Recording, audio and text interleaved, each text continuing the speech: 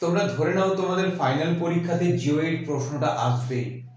যদি তোমাদের সিলেবাসে জিও 8 আছে, ক্লাস 7 এবং ক্লাস 9 এর কথা বলছি, তোমাদের জন্য এই প্রশ্নটা খুব গুরুত্বপূর্ণ হবে, কারণ এই প্রশ্নটা তোমাদের পরীক্ষাতে আসবে গ্যারান্টিড। তাহলে বেশি দেরি না করে চলো দেখো প্রশ্নটা আলোচনা করি। প্রথমে আমাদের জানতে হবে জিও 8 কি। দেখো, যদি এক কথায় বলি তাহলে জিও 8 হচ্ছে পৃথিবীর আকৃতি পৃথিবীর মতো, এই যে ধারণাটা, এই কনসেপ্টটাই হচ্ছে জিও 8। তাহলে কেমন ভাবে লিখবে দেখো, তোমাদেরকে অবশ্যই এই ছবিটা আঁকতে হবে পরীক্ষাতে। এই ছবিটা আঁকার জন্য তোমরা 2 নাম্বার পাবে এবং এই লেখাটা লেখার জন্য তোমরা 2 নাম্বার পাবে। টোটাল 4 নাম্বার থাকবে একটা টিকাতে। তোমাদের টিকা হিসেবে আসতে পারে কিংবা এখান থেকে শর্ট কোশ্চেন আসতে পারে। যে কোনো ধরনের প্রশ্ন তোমাদের এখান থেকে আসবেই পরীক্ষাতে। তাহলে এই ভিডিওটি তোমরা স্কিপ না করে পুরোটা দেখো। কিভাবে লিখবে দেখো, আগে তোমরা ছবিটা আঁকবে বা ছবিটা তোমরা মাঝে আঁকতে পারো, লেখার মাঝে। তাহলে দেখো তোমরা লিখবে কিভাবে দেখো, প্রথমে তোমরা জিও 8 বলে একটা হেডিং দেবে এইভাবে, ঠিক আছে। জিও 8 বলে হেডিং দিচ্ছ, দিয়ে তারপর লিখবে সংজ্ঞা।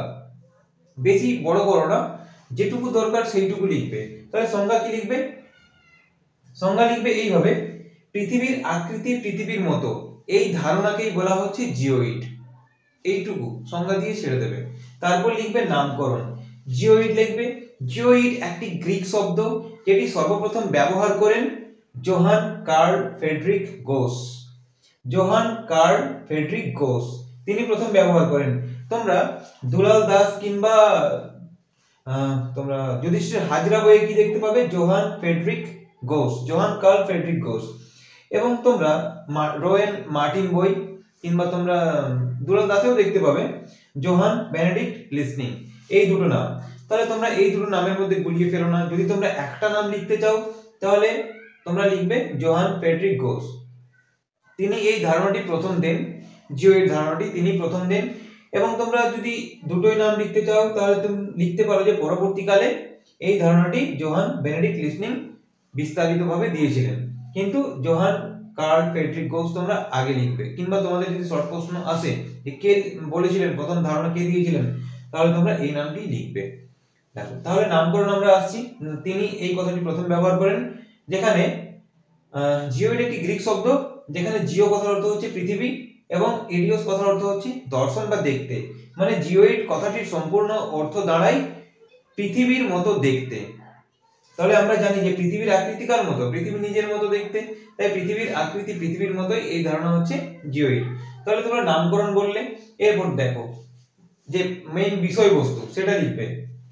দেখো, ছবি থেকে এটা পুরোটা লেখা হবে। যদি তোমরা ছবিটা মনে রাখতে পারো বা লিখতে পারো তাহলে তোমরা এখান থেকেই সম্পূর্ণ লেখাটি লিখতে পারবে। দেখো, পৃথিবীকে যদি আমরা কোনো বস্তুর সাথে কল্পনা করতে চাই তাহলে কোনো বস্তুর সাথেই পৃথিবীর কোনো মিল নেই। আমরা আগেও পড়েছি যে পৃথিবী হচ্ছে কমলা লেবুর মতো দেখতে, কেউ বা উপবৃত্তাকার বলে, কিন্তু পৃথিবী সম্পূর্ণ উপবৃত্তাকার কিংবা কমলা লেবুর মতো দেখতে নয়। তাহলে পৃথিবী কার মতো দেখতে, পৃথিবী পৃথিবীর মতো দেখতে। দেখো, যদি আমরা ধরে নিই পৃথিবী উপবৃত্তাকার, তাহলে এই কথাটি সম্পূর্ণ সত্যি নয়, কারণ পৃথিবী উপবৃত্তাকার নয়। দেখো, তোমরা দেখতে পাচ্ছ এটা আমি এঁকেছি সমুদ্রপৃষ্ঠ, যেটা নীল কালিতে আঁকা আছে, এটা হচ্ছে সমুদ্রপৃষ্ঠ। সমুদ্রপৃষ্ঠ থেকে দেখো 20 মিটার, আর যেটা লাল দিয়ে এঁকেছি সেটা হচ্ছে আমাদের পৃথিবী। সমুদ্রপৃষ্ঠ থেকে 20 মিটার উঁচুতে আছে। নীলটা সমুদ্রপৃষ্ঠ, লালটা পৃথিবী পৃষ্ঠ। তাহলে সমুদ্রপৃষ্ঠ থেকে পৃথিবী পৃষ্ঠ 20 মিটার উঁচু। উত্তর দিকটা, পৃথিবীর উত্তর গোলার্ধের মধ্যভাগ, মানে এটা হচ্ছে উত্তর গোলার্ধ, লিখেছি মধ্যভাগ 20 মিটার উঁচু, এবং পৃথিবীর দক্ষিণ গোলার্ধের মধ্যভাগ 20 মিটার চাপা। ঠিক আছে, এরপর দেখো তোমরা অন্যভাবে লিখবে। এটা লেখার পর অন্যভাবে কি লিখবে না, পৃথিবীর যে উত্তর গোলার্ধ তার মধ্যভাগ, দেখো পৃথিবীর এটা উত্তর গোলার্ধ, এর মধ্যভাগ কি হচ্ছে দেখো 8 মিটার ফোলা রয়েছে বা উঁচু রয়েছে, এবং দক্ষিণ গোলার্ধের মধ্যভাগ 8 মিটার কি এটা উঁচুতে রয়েছে, এটা নিচুতে নেমে যাবে। হ্যাঁ, ছবিটা একটু ভুল হচ্ছে, এটা নিচু নেমে যাবে, মানে ছবিটা হবে এইভাবে, এইভাবে হবে। তাহলে 8 মিটার নিচু নেমে গেছে, এইটুকুটা লিখবে। অতএব পৃথিবীর আকৃতির সাথে কোনো বস্তুর তুলনা করা যায় না, কারণ পৃথিবীর আকৃতি পৃথিবীর মতো। এটা দিয়ে বিষয়বস্তু শেষ করলে এরপর দেখো উদাহরণ। উদাহরণ তোমরা কিভাবে দেবে, উদাহরণ লিখবে মাউন্ট এভারেস্টকে নিয়ে দেখো।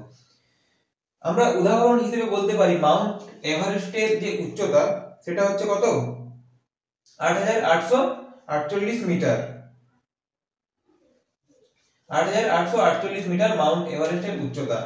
এবং মারিয়ানা খাতের যে চ্যালেঞ্জার স্ট্রেঞ্জ, মারিয়ানাতে 3টা স্ট্রেঞ্জ আছে, মারিয়ানা খাতেরও আবার 3টে খাত রয়েছে, তার মধ্যে থেকে যে চ্যালেঞ্জার স্ট্রেঞ্জ সেটা হচ্ছে সবথেকে গভীর, যার গভীরতা হচ্ছে 10,034 মিটার।